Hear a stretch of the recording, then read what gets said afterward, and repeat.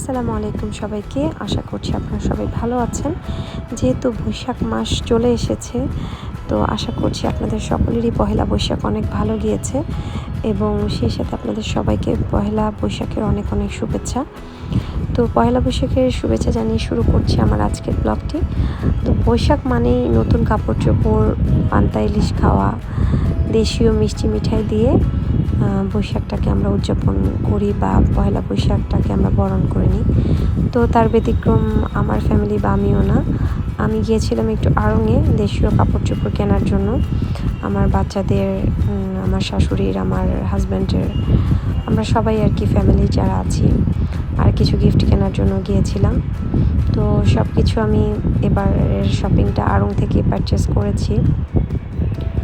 তো শপিং করার পরে মাটির কিছু বাসন কোসনও কেনাকাটা হয়েছে। তো মাটির বাসনের সার্ভ করব বৈশাখী সব খাবার, সেজন্য আগের কিছু ছিল বাট আরও কিছু নতুন কেনার দরকার ছিল, তাই কিনেছি। সেই সাথে কিছু ঘরের কুশন পছন্দ হয়ে গিয়েছিল, সেগুলো কেনাকাটা করেছি।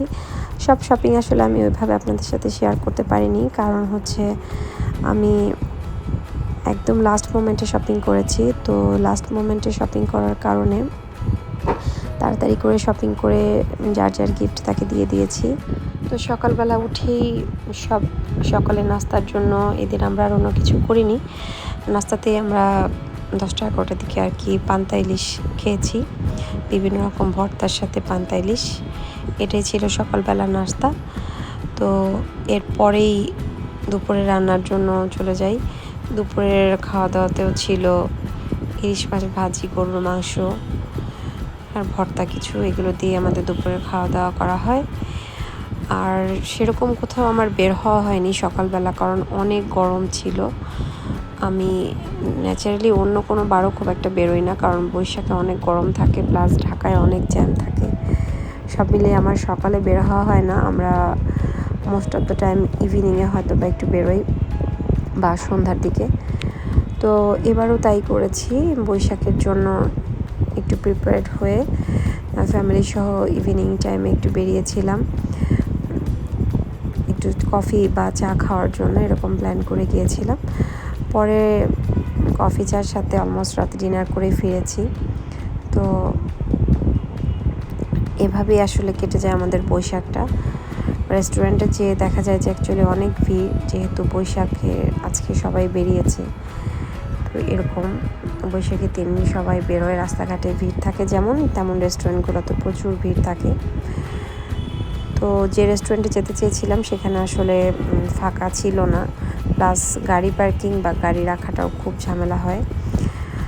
এই তো তারপরে রেস্টুরেন্টে যাই, রেস্টুরেন্টে যেয়ে খাওয়া দাওয়া করি। খাওয়া দাওয়া করার পরে কফি খাই, বেশ কিছুক্ষণ বসে, বৈশাখী বেশ সন্ধ্যার পর থেকে বাতাস বইছিল। তো তারপরে কিছুক্ষণ বসে থাকি, এরপরে একটু গাড়ি নিয়ে ঘোরাফেরা করেই বাসায় চলে আসি আমরা সবাই। এইটাই ছিল আর কি আমাদের বৈশাখ। আপনাদের সবার বৈশাখ কেমন কাটলো জানাতে ভুলবেন না।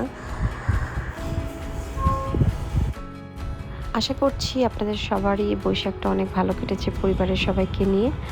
তো আবারও সবাইকে বৈশাখের শুভেচ্ছা জানিয়ে শেষ করছি আজকের আমার এই ব্লগটি। ধন্যবাদ সবাইকে।